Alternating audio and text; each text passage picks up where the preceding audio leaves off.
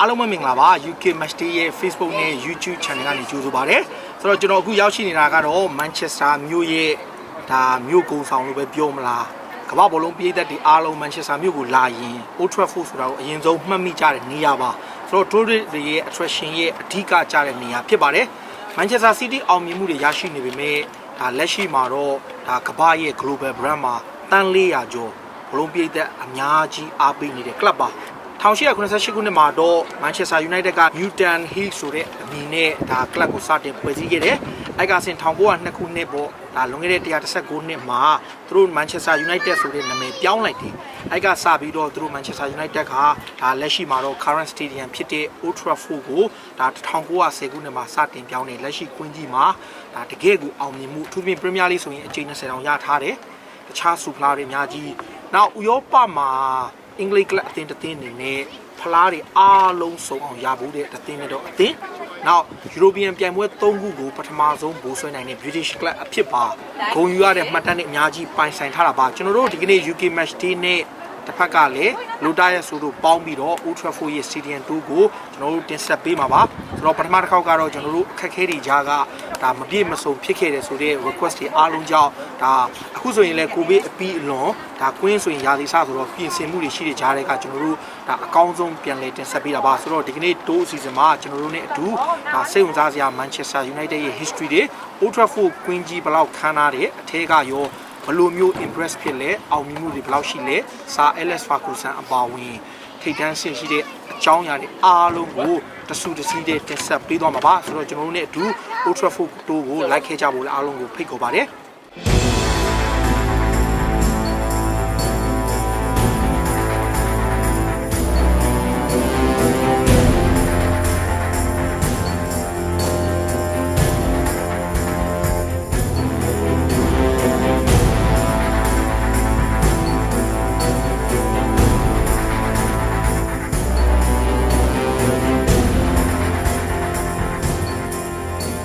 ဒါကတော့ Manchester United ရဲ့ဂန်နဝင်ကစားမကြီး3ယောက်ပေါ့ဒါ George Fleck ရဲ့ Dennis Law နဲ့ Bobby Charlton တို့3ယောက်ရဲ့ဒါ Old Trafford Queen ရှိကဒါရုပ်ထုပေါ့ဂန်နဝင်ရုပ်ထုကြီးပါဒါ United ပြည်သက်တွေဆိုရင်တော့ကောင်းကောင်းသိမှာပါဒါ Manchester United ရဲ့ဂန်နဝင်3ယောက်ပါ Old Trafford ကပြည်သက်ဒါ9000ခွဲပေါ့ရှိတာပေါ့ဒါစပြီးတော့ဒီ Manchester United ကိုစတည်ထောင်တဲ့အချိန်ကနေဒါ Old Trafford အနေနဲ့ဒါ National Stadium မဟုတ်တဲ့ထဲမှာအများဆုံးပဲပြီးတော့အစိုးရကကုန်ကြခံရတာမဟုတ်ဘဲနဲ့သူတို့တီးတန့်ကြီးပဲကုန်ကြခံရတဲ့ပတ်စံပေါ့လက်ရှိနေထားရစာ Alex Ferguson ရဲ့ stand စာ Bobby Charlton ရဲ့ stand အပါဝင်တကယ်ကိုမီဒီယာတွေတဲ့တီးတန့်အားလုံးပြချစနစ်တလုပ်ထားတဲ့ကွင်းဖြစ်ပြီးတော့ဒါ Manchester မြို့ရဲ့အဓိကဒီဂုဏ်ယူရတဲ့ tourist attraction place ပေါ့ဒါကတော့ Old Trafford Stadium ရဲ့အစဒါ Manchester United ရဲ့ကွင်းရဲ့အစ2အကြောင်းပေါ့ကျွန်တော်ဆက်ပြောကြည့်ရမှာပါ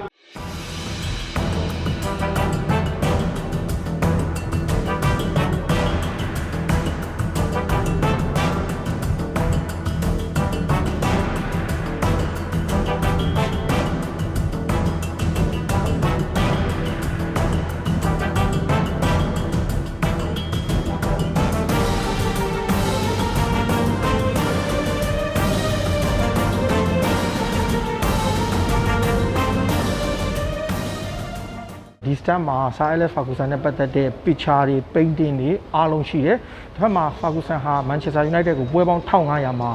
အမှတ်ပေးချန်ပီယံ73ကြိမ် Premier League ရအောင်ဆွမ်းဆောင်ပေးထားသလို Champions League ဖလား2ကြိမ်နဲ့တကယ်ကိုအောင်မြင်ဆုံးနီးပြတယောက်ဖြစ်ဆွမ်းဆောင်ပေးခဲ့တာပါ။ဒါသူ့လိုနီးပြတယောက်မျိုးထပ်မရှိနိုင်တဲ့အတွက်ကြောင့် United ကစာ Alex Ferguson စတန်အဖြစ်သတ်မှတ်ပေးထားလို့ဒီမှာလဲFerguson ရဲ့အမှတ်တရတွေအားလုံးကိုဒီကွင်းထဲမှာထားပေးထားတာဖြစ်ပါတယ်။ဆိုတော့လက်ရှိမှာတော့သူက driver ဖြစ်ဆောင်ရွက်နေပြီးတော့ United အတွက်ဒါထပ်ပြီးတော့တာဝန်ယူဆောင်ရွက်နေတဲ့ဂန်ဝင်နီးပြကြီးဖြစ်ပါတယ်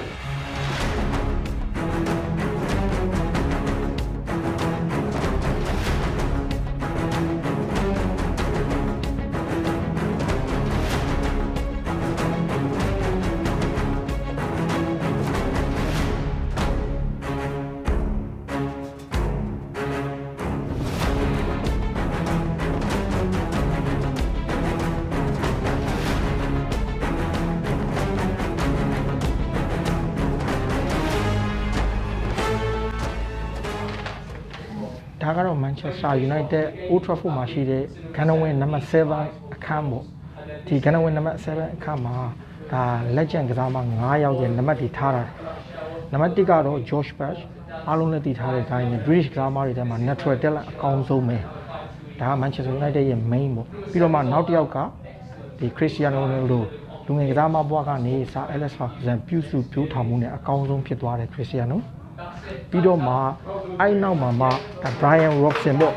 Manchester United မှာအသင်းကောင်းမရှိတဲ့ကြားထဲကတယောက်ချင်းနဲ့ box to box နဲ့ရှိသမျှအားလုံးကိုသူတို့အကောင်းဆုံးလုပ်သွားတဲ့ Brian Robson ပြီးတော့မှ Eric Cantona United ရဲ့အောင်မြင်မှုတွေရဲ့အဓိကပါဝင်တဲ့ကစားမကြီး Eric Cantona ဖြစ်ပြီးတော့နောက်ဆုံးတယောက်ကတော့ဟိုဘက်မှာဘူးလေးပဲထားတာအဲ့ဒါကတော့ David Beckham ပေါ့ David Beckham ကတော့ United ပြည်သက်တွေရဲ့အရေးကြီးဆုံးကစားမဖြစ်တယ်ဆိုတော့ဒါကန်နိုဝင်နံပါတ်9ကစားမ9ယောက်ကထားရတာပေါ့ဒီထဲမှာဦးလို့ဆိုမှာတော့ဒီတခြားကစားမတွေမပါဘူးပေါ့နောက်ထပ်ဒီမှာဒါ United ရဲ့ကန်နိုဝင်9ယောက်ပါ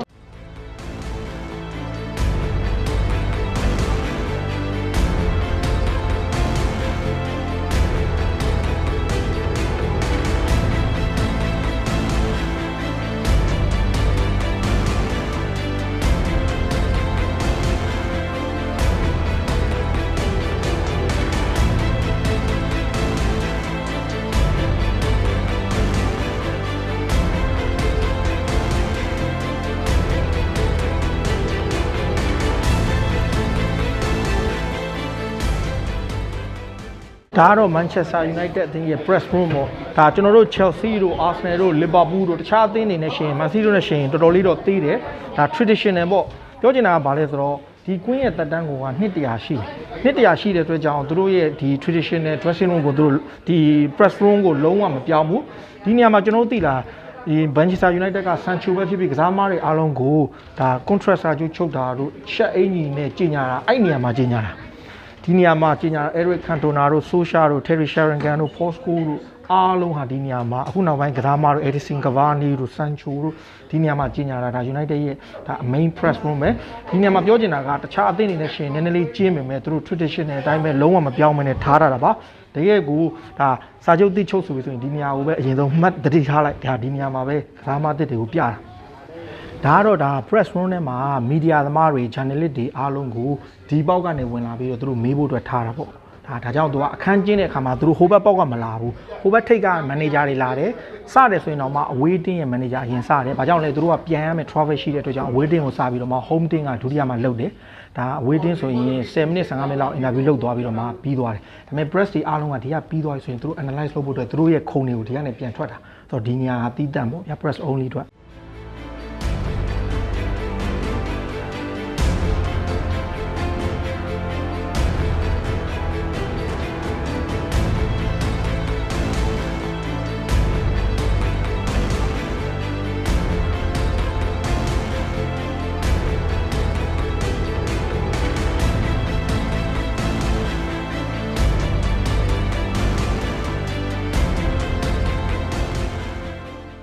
ဒါကတော့ Manchester United အသင်းရဲ့အိမ်ကွင်းအဝယ်စားလဲကမ်းပဲဖြစ်ပါတယ်ဒါဒီယာဒီအတွက်အသစ် brand new ပြန်လုပ်ထားတာပါ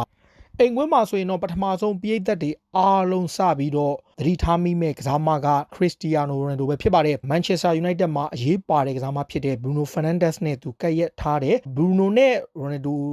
ရဲပြီးတော့မှ Mason Greenwood ပေါ့သူတို့၃ယောက်ကကဲ့ရဲ့ထိုင်ပြီးတော့အဓိကတော့ Mason Greenwood ကိုတေချာတင်ယူနိုင်အောင်လို့သူတို့ဘက်က Greenwood နဲ့ Ronaldo ကိုကဲ့ရဲ့ထားတာလည်းတွေ့ရတယ်ကျောင်းနံပါတ်9ကတော့ဘောလုံးပြေးသက်တွေအားလုံးဓာတ်ပုံရိုက်ခြင်းထိုင်ခြင်းကင်ကြည့်ခြင်းနဲ့ကျောင်းနံပါတ်9ပြပါတယ်ခရစ္စတီယာနိုရိုနယ်ဒိုကဒီမန်ချက်စတာယူနိုက်တက်ဒါ dressing room နဲ့လာမကဒါကလပ်သင်းရဲ့ legend ကျောင်းနံပါတ်9စင်းထဲမှာလည်းပါဝင်ထားတဲ့အခန်းထဲမှာပါရှိထားတယ်ဒီနေ့ရာသီအတွက်ထူးထူးခြားခြားတေချာပြင်ဆင်ထားတဲ့ဒါအိမ်ကွင်းအဝယ်စားလဲကန်ကတော့ခါတိုင်းနှစ်တွေနဲ့လုံးဝမတူတာကရင်ထက်ပိုပြီးတော့ခန်းနာတယ်ပွဲနေ့မှာဆိုရင်တော့ဒါအိမ်ကွင်းမှာကစားမတွေရဲ့ထိုင်ကုန်ရင်နောက်မှာသူတို့ရဲ့ jersey တွေကိုတခါတည်းချိန်ပေးထားတယ်သူတို့ထိုင်ကုန်ထိုင်တဲ့အနောက်မှာပဲပစ္စည်းထည့်လို့ရတဲ့ဟာလေးထားပေးတာလို့သူတို့ရဲ့ထိုင်ကုန်ကအစတေချာစနစ်တကျပြောင်းလဲထားပြီးတော့ဒီရာသီမှာ Manchester United ပြည်သက်တွေအတွက်ပို့ပြီးတော့ fresh ဖြစ်စေမယ်ပို့ပြီးတော့စိတ်ဝင်စားစရာကောင်းမဲ့အိမ်ကွင်းအဝယ်စားလဲကန်ကို United ကအသစ်ဖန်တီးထားတာလည်းဖြစ်ပါတယ်ဒါကတော့ Manchester United ရဲ့ legendary wall ပေါ့ဒီကအရင်တုန်းက home dressing room အဟောင်းပေါ့ဗျာအရန်သေးတယ်အဲ့ကတဆင့်နောက်ပိုင်းမှာအခုတက်ပိုများတယ် bench တွေပိုများလို့ပြောင်းသွားတဲ့ dressing room ကဟိုဘက်ရောက်သွားတယ်ဒီ wall မှာရှိတဲ့ကစားသမားတွေဟာဒီ dressing room နဲ့ ဒီက Manchester United က Queen ကိုသွားတဲ့ main tunnel ပေါ့ဒီ tunnel ကအခုခေတ်ဆိုရင်တော်တော်လေးကိုခတ်သွားတဲ့အတွက်ကြောင့်အပြောင်းလဲတွေတော်တော်လေးလုပ်ပြီးတော့ဟိုဘက်ကိုရောက်သွားတယ်ကျွန်တော်တို့တွေ့နေတဲ့နေရာပေါ့ဒီနေရာကဒါအရင်တုန်းက Manchester United ကစားသမားဟောင်းတွေသွားရတဲ့ဒါ tunnel ပဲ main tunnel တွေကတစ်ခုပဲဒါ United ရဲ့ဒါတကယ်ကိုအမွေအနှစ်တစ်ခုပေါ့သူတို့အခုထက်ထိထိမ့်သိမ်းထားသေးတယ်ဒါ Sir Alex Ferguson အပါဝင်ဒါ Stratford and တို့ဒီဘက်ကဒီ Bobby Charlton တို့ရဲ့ stand ဟာ United ရဲ့တကယ်ကိုကန်ဝင်မှတ်တမ်းနေအပြည့်နေပေါ့ Manchester United ဆိုရင်အားလုံးသိထားတဲ့အတိုင်း tourist attraction place ဖြစ်တယ်တစ်ဖက်မှာလည်းစိတ်ဝင်စားစရာဒီမြက်ခင်းတောင်မှာ69%ကမြက်ခင်းနဲ့ဒါ3%က plastic နဲ့ပေါင်းပြီးတော့ကမ္ဘာအကောင်းဆုံး beach ပြေး9နှစ်စက်တိုက်ရထားတယ်ဒီနေရာမှာဒါ disable တွေတွားထားတဲ့ရှောက်လန်းတွေထားပေးထားတယ်ဒါဘာလို့လဲဆိုတော့ wheelchair သမားတွေအတွက်ရော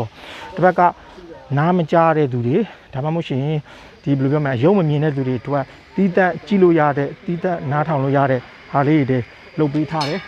ဒီနေရာမှာဟိုဘက်အစ်စ်လုပ်နေတဲ့အနီအောင်လေးဆိုရင်ဒါ construction လုပ်နေရပေါ့ stand အစ်စ်ပဲ stand အစ်စ်လုပ်ပေးထားတယ်ဒီနေရာမှာ driver box တွေကတော့ဒါပေါ့ Sir Bobby Charlton ရဲ့ဒါ driver box နဲ့ဒါဒီနေရာဟာအကောင်းဆုံး stand ရဲ့ main stand ပဲဒီနေရာမှာကစားသမားတွေရှိတယ်အားလုံးရှိတယ်တစ်ဖက်မှာလည်းဟိုမှာဟိုအပေါ်ဆုံးမှာရှိတာက radio commentator လုပ်တဲ့ဒါ radio အစီအစဉ်တွေကြီးညာတဲ့ Martin Tyler တို့ Gary Neville တို့တစ်ဖက်က Jimmy Carragher တို့စီစဉ်ပေးတဲ့ဒါ radio အတန်လွှင့်တဲ့နေရာပေါ့ဒါ Old Trafford ကတော့ကျွန်တော်တို့တွေ့ဖို့တဲ့ထဲမှာဟောင်းနေပေမဲ့လည်းတော်တော်လေးကိုကောင်းတဲ့တကယ်ကွင်းမဲ့အယောင်ကိုကြည့်တာနဲ့တကယ်ကိုကောင်းတယ်ဒုဒေကြီးမားတယ် Manchester City က latest ချကောင်းချနိုင်မယ် United ကပို့ပြီးတော့ဒုဒေကြီးမားပြီးပိုခါးနားတယ်လို့ထင်ရတယ်ဗျဆိုတော့ဒါ Manchester United အတွက်ပြည်သက်9000ခွဲရှိပေမဲ့ဒီနေ့ရာဒီမှာတော့9400ပေါ့ဒါသူတို့လုံမယ်လို့စဉ်းစားထားတယ်တော့လက်ရှိနေထားရတော့ United အတွက်ရာသီအသစ်အတွက်အမီအသေးအတန်လုံနေရတာပေါ့ဟို stand ကတော့ဆိုတော့ United ကကဘာမှာရရှိမှုတဲ့စူဖလားတွေပေါ့ဗျာဒါ Champions League Super ဖလား Europa League တပတ်ကဒီ Europa Super Cup တို့ကဘာကလပ်အပြင်ပြီးရင်တိုက်ကြီးများဖလားတွေကိုရဖို့တဲ့တသင်းနေသော Premier League England Club ပဲဆိုတော့သူတို့အတွက်ဒါဂုဏ်ယူစရာပေါ့ဒါ Old Trafford ရဲ့တကယ်ကိုစိတ်ဝင်စားစရာအကြောင်းတွေပါဒါကတော့ဒါ Old Trafford ကိုရောက်လာတဲ့အခါမှာ visiting ပေါ့ဒါ away team ရဲ့ထိုင်တဲ့နေရာဒါ manager တော်တော်များများရှိမှ Jurgen Klopp တို့ Arsene Wenger တို့ Jose Mourinho ပါပဲထိတ်တန်းနီးပြတဲ့အားလုံးရဲ့ visiting area ပေါ့ visiting area ပေးတတ်တဲ့အရန်နီးသလိုဘန်းကစားသမားတွေရှိတယ်ဒီဘက်မှာဟိုဘက်မှာတော့ home ပေါ့ home team မှာတော့ဒီနှောင်းက Sir Alex Ferguson တို့ Ole Gunnar Solskjaer ပေါ့ဗျာလက်ရှိမှာတော့ဒီနှောင်းကနောက် Jose Mourinho တို့ Louis van Gaal တို့ထိုင်ခဲ့တယ်ဆိုတော့ဒီနေရာဟာမမရရ Arsene Wenger နဲ့ Louis van Gaal စကားများပြီးတော့ Louis van Gaal လှဲချခဲ့တဲ့နေရာပေါ့ဒါ Manchester United ရဲ့ဒါကွင်းပေါ့ဒီရှေ့မှာကျွန်တော်တို့ဒါ Old Trafford ကွင်းရဲ့မြက်ကိုကြည့်တော့ကျွန်တော်တို့ဘောလုံးသမားတွေပြုတ်ဒီအရှိန်လွန်ကြလို့ရှိရင်အောက်ကိုကျသွားတော့ဘာလို့လဲဆိုတော့သူတို့ကဒီဟာရဲ့ grass ကိုအမြင့်ကြီးထားတာ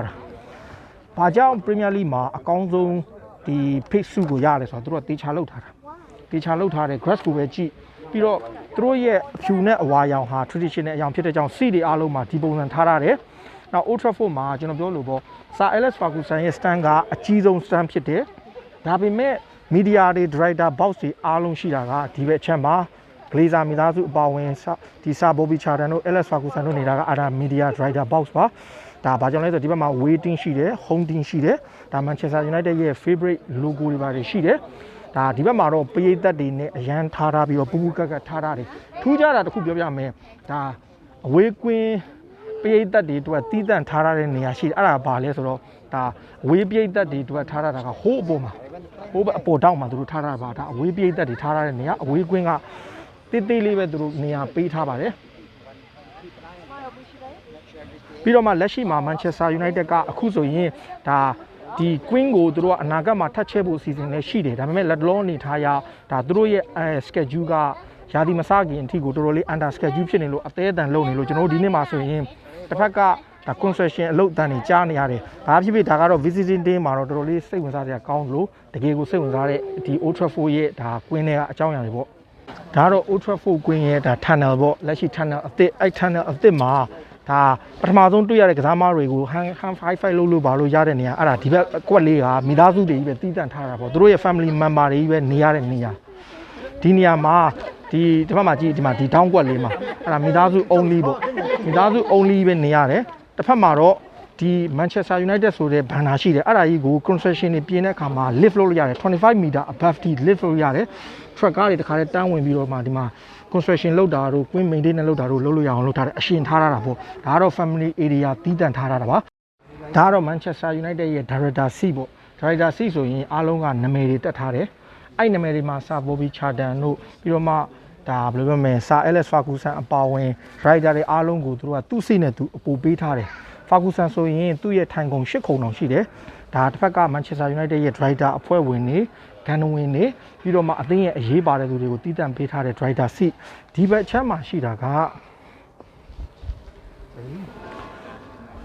အဝေးအသင်းကလာတဲ့သူတွေရဲ့ Director C ပေါ့တကယ်လို့ Gareth Southgate တို့ဘာလို့အင်္ဂလိပ်ကစားသမားတွေကိုလာကြည့်မယ်ဆိုရင်ဒီမှာထိုင်နေ Arsenal ပဲဖြစ်ဖြစ် Chelsea ပဲဖြစ်ဖြစ် Liverpool ပဲဖြစ်ဖြစ်သူတို့ရဲ့ Director အဖွဲ့ဝင်တွေလည်းဒီမှာထိုင်နေဒါက away Director C ဒီဟိုဘက်က home Director C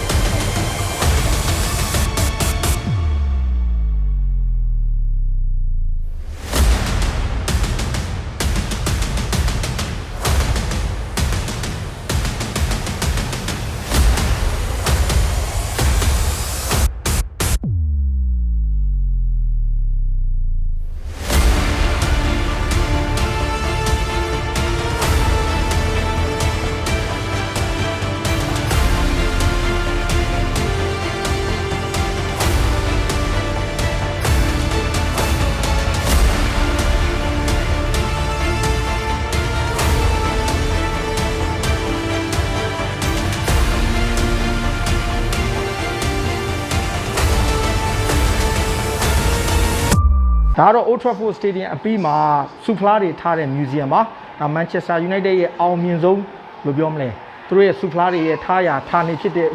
trophy room မှာ Premier League ဖလားအပါဝင်အမှတ်ပေး Champion အကျိန်20လည်းရှိတယ်နော် Champion League ဖလားတွေလည်းရှိတယ်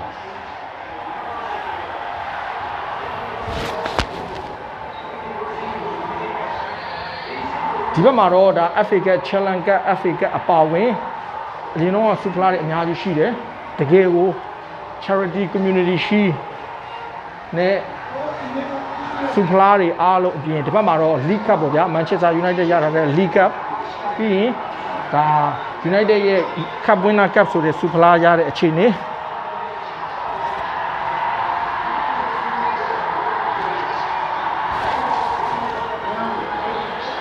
ဟိုဘက်ကတော့ Champion League ပေါ့ဗျာဒါ Champion League ဖလားကြီးကို1968မှာ Benfica ကိုနိုင်တာရဲ့1999မှာ Bayern Munich နိုင်တာနဲ့2008မှာ Chelsea ကိုနိုင်ထားတဲ့ဖလားအပါဝင်ဒါ Manchester United ရဲ့ဖလားတွေရဲ့အစခီးပါဒါတော့ Manchester United ကအောင်မြင်ခဲ့တဲ့ဆူဖလားတွေတဲက individual ဆူဖလားတွေလည်းပါပါတယ်ဒီနေ့မှာကြည့်တဲ့ရွှေဖနက်ဆိုရင် PFA ကနေပေးတဲ့တနစ်တာရဲ့ဂိုးအများဆုံးသွင်းတဲ့ဆုပါ1998-99ဖလားသုံးလို့ရတဲ့နှစ်က Dwyer က Premier League ရဲ့ top goal scorer ဖြစ်ခဲ့တာဟိုဘက်မှာဆိုရင်အဲ့နှစ်ကရခဲ့တဲ့ England Premier League ဆူဖလားကြီးပေါ့ဖလားသုံးလို့ရတဲ့နှစ်ကအောင်ပွဲအပါဝင်ဒီနောက်ကတော့ဒါ BBC ကပေးတဲ့ Sport Personality ဆိုတဲ့အကောင်းဆုံးဆုပါအဲ့ဒါလေးအပြင်ဟိုဘက်ချမ်းမှာတော့ဒါဒီနိုင်ငံတကာစစ်တမ်းပြုစုတဲ့ဘောလုံးဖွဲ့ပြုစုတဲ့ IFFH ကတနစ်တာအကောင်းဆုံးအသင်းဆုကို United က1999မှာရတယ်ဒီဘက်မှာတော့ထူးခြားတာကနှစ်စဉ် United ကနေပေးသက်တွေကရွေးချယ်တဲ့ဒါ supporter club တွေကရွေးချယ်တဲ့အကောင်းဆုံးဘောလုံးမှာဆုဒါကအများအပြားက domestic ပေါ့ဗျာပြည်တွင်းကဆုဖလားတွေဒါတွေကဒီဘက်မှာ international ဆုဖလားတွေပေါ့ဒီမှာဆိုရင် FIFA Club World Cup တို့ပြီးရင်ဒါကမ္ဘာတိုက်ကြီးများဖလားအပြင်ပြီးတော့မှအရင်တော့ကဒီ FIFA ရဲ့ဆုဖလားအပါဝင် European Champion တို့အားလုံးရှိတယ်ဒီနေရာမှာကျွန်တော်ပြချင်တာကဒါဆိုရင် FIFA ရဲ့လက်ရှိကမ္ဘာတိုက်ကြီးများဖလား Champion ပေါ့ကလပ်တိုက်ကြီးများဖလားရဲ့ Champion ဆုဖလားကမ္ဘာကလပ် World Cup ဒါကတော့ဥရောပစူပါဖလားပါ United ရဲ့တလုံးနဲ့တော့ဥရောပစူပါဖလားပြီးရင်ဟိုးနောက်မှာကြည့်လိုက် UEFA logo နဲ့တောင်အမေရိက logo တည်တံ့ထားတာပေါ့ Manchester United ကဒါ1999တုန်းကဒါ Brazil Club Palmeiras ကိုနိုင်ပြီးတော့ရထားတဲ့ဒါ Chelsea တို့တခြားအသင်းမှာတော့မရှိတဲ့ဒါတခုတည်းသောတောင်အမေရိကနဲ့ဥရောပရှင်ပြိုင်ရတဲ့ဖလားပဲဖြစ်တယ်ပြီးတော့မှ European Champion ဆုအပါဝင်ဒါဥရောပဆုဖလားတွေအားလုံးကိုတစုတစည်းတည်းထားတဲ့နေရာဖြစ်တယ် ဒီနေရာမှာဒါအကောင်းဆုံးတူးချင်းစုတွေရှိတယ်ချန်ပီယံရှစ်တိုးစုတို့ဒါတူးချင်းစုတွေအပါဝင်ဒါ United အတွက်တကယ်ကိုစိတ်ဝင်စားတာဒါက1982ခုနှစ်တုန်းကပေးတဲ့ဒါ Zaragoza Trophy ပေါ့ဒါချီဖိတ်ကောဖလားပွဲမှာရထားတဲ့ trophy အပါဝင်နိုင်ငံတကာ international ဖလားတွေအားလုံးကိုတနေရာထဲမှာထားရတာပေါ့အပေါ်မှာဆိုကြည့်လိုက် Manchester United ရဲ့ Champion League Chelsea ကိုနိုင်ငံတုန်းကမော်စကိုမှာနိုင်ငံတုန်းကရထားတဲ့ Champion League ဖလားအသေးလေးရဲ့ရွှေစိတ်ဟိုဘက်ကတော့ Rome မှာရှုံးထားတဲ့ဘာဆိုနာကိုရှုံးထားတဲ့ဒီ Champion League ဘောလုံးပွဲရဲ့ငွေစိတ်လေးအပါဝင်ဒီဘက်ကတော့ Wembley မှာဘာဆိုနာကိုရှုံးထားတဲ့ Champion League ငွေစိတ်စုအပါဝင်ဒါက Manchester United ရဲ့ဥရောပအတွင်းမှာရထားတဲ့စုဖလားတွေအားလုံးကိုတစုတစည်းတည်းပြထားတဲ့နေရာပါဒါ trophy တွေခံပြီးတဲ့အခါမှာကျွန်တော်တို့ဒါ European King of Europe ဆိုပြီးတော့ Manchester United ရဲ့အဓိကအကြောင်းတွေပေါ့ပထမဆုံး Champion ဖလားကိုရခဲ့တာက1968ခုနှစ် Benfica နဲ့ပွဲပေါ့ဒါကတော့ Champion ဖြစ်ခဲ့တဲ့အသင်းသားတွေရဲ့အခြေအနေပါဒါဒီကစားမတွေပါတယ်ဒါကတော့အဲ့1968ခုနှစ်တုန်းကရခဲ့တဲ့ Champion League ဖလား trophy ကြီးပဲဖြစ်တယ်ဒါ Benfica ကို4ဂိုးနဲ့ Wembley ကွင်းမှာအနိုင်ရပြီးတော့မှဒါရခဲ့တဲ့ Champion League ဖလားဖြစ်တယ်အခုနှစ် Champion League ဖလားနဲ့ရှိရင်တော်တော်လေးကြီးတယ်ဗျဒီကောင်ကြီးကတော်တော်လေးကြီးတယ်ဒီဘက်မှာတော့ Manchester United European Cup winner 1968ဆိုတဲ့မှတ်တမ်းနဲ့တစ်ဖက်မှာလည်းဒါစာမော်ဘီချာတန်အပါဝင် United ပြည်သက်တွေကိုဂျုံနေကြတာတွေနဲ့အဲ့ဒီပွဲတုန်းကဝစ်ဆင်ခဲ့တဲ့ Benfica ရဲ့ Manchester United ရဲ့အမှတ်တရဒါအပြင် United ရဲ့ဒါဘယ်လိုပြောမလဲ trophy အသေးလေးအပါဝင်အားလုံးအမှတ်တရတွေအားလုံးကို Champion League ဖလားကြီးစရတဲ့1968အမှတ်တရအနေနဲ့တည်တဲ့အခန်းလုပ်ပေးတာပါဒီကြားထဲမှာအပေါ်မှာကြည့်လိုက် flag လေးတွေရှိပါတယ်အဲ့ဒီခေတ်ခါတုန်းကသုံးခဲ့တဲ့ပြည်သက်တွေသုံးခဲ့တဲ့ flag ပေါ့ဒါအားလုံးကိုစုစုတည်းတွေ့ရတာဖြစ်ပါတယ်ဒါတော့ Manchester United သမိုင်းမှာဘယ်တော့မှမင်းမရတဲ့ Munich ဖြစ်ရပါ1958ခုနှစ် February 6ရက်နေ့မှာဒါ Belgrade မှာဘောလုံးပွဲကန်ပြီးအပြီးမှာ Manchester United ရဲ့ဒါ plane က crash ဖြစ်သွားပြီးတော့ဒါအဲ့တုန်းကဆိုမှမရ United က Red Star Belgrade နဲ့3-0စီတေချပြီး plane crash ဖြစ်ပြီးတော့ဒါတေဆုံးသွားခဲ့တဲ့ဒါ Munich အမှတ်တရအခမ်းပါဒီနေရာမှာ survive ဖြစ်တဲ့လူတွေရော survive မဖြစ်တဲ့လူတွေအပါအဝင်အားလုံးရဲ့အမှတ်တရတည်တံ့ထားရတဲ့ Munich အခမ်းပဲဖြစ်ပါတယ်ဒါ Manchester United အနေနဲ့တကယ်ကိုကန်ဆိုးသွားခဲ့တာပါဝင်လာတဲ့ passenger 44ယောက်မှာ crew ပါဝင် passenger 44ယောက်ရဲ့23ယောက်ကတည်ဆုံးသွားခဲ့တယ်အဲ့ထက်မှာ United ကစားသမားတွေအများကြီးပါသွားခဲ့ပြီးတော့ Manchester United အတွက်သူတို့တမိုင်းမှာအမြဲတမ်းတတိယနေရမယ် February 6ရက်1958ခုနှစ်ဖြစ်ပါတယ်ဒီနေရာမှာဆိုရင်ကြည့်ပြကျွန်တော်တို့အမှ Manchester United အသင်းကောင်းဆောင်ကရေးထားတာဗာပြောလဲဆိုတော့ဒါဒီအသင်းကောင်းဆောင်ဖြစ်တဲ့ Ken Raymond ကဗာပြောလဲဆိုတော့ဒါဗာပြောလဲဆို Chris we are not going to make it ဆိုပြီးတော့သူပြောထားပါတယ်ဒါလုံးဝကိုဘယ်လိုပြောမလဲ emotion ဖြစ်ပြီးတော့တကယ်ကိုစိတ်မကောင်းစရာဖြစ်ရပါဒါကဒီ Munich မှာသူတို့ Red Star Belgrade ကို3-0စီတေချခဲ့တဲ့ပွဲတုန်းကသူတို့ရဲ့အမှတ်တရတွေဖြစ်ခဲ့ပြီးတော့ဒီဘက်ကတော့ Manchester United ဘက်ကအသက်ဆုံးရှုံးသွားခဲ့ရပြီးတော့ Munich disaster မှာဖြစ်သွားခဲ့တဲ့သူတွေရဲ့သူရဲကောင်းတွေပါဒါ Manchester United တမကဘောလုံးလောကတစ်ခုလုံးအတွက်ပါစိတ်မကောင်းစရာဖြစ်ခဲ့တဲ့ဖြစ်ခဲ့တဲ့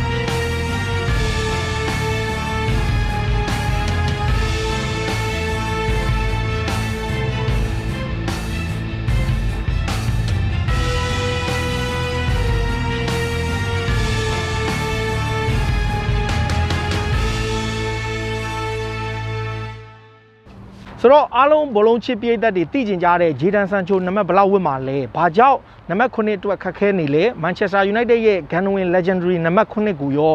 ဘလို့ကစားသမားတွေကိုကလပ်သင်းကပေးလဲဆိုတဲ့အကြောင်းတွေကိုကျွန်တော်မေးကြည့်တယ် United